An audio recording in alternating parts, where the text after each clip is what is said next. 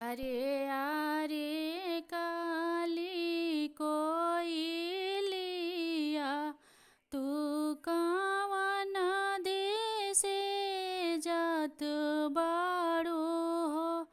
अरे आरे काली कोयलिया तू कवन देशे जात बाड़ू हो। मलिया लगवले उदबासवा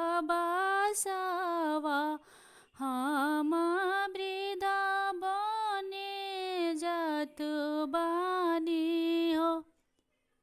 अरे आरे बेटी कवनी बेटी हो तू कवन देशे जात बाड़ू हो।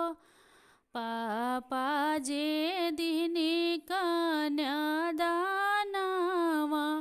हम सासुर घरे जात बानी हो। अरे आरे दीदी कवनी दीदी हो तू कवन देशे जात बाड़ू हो। भैया जे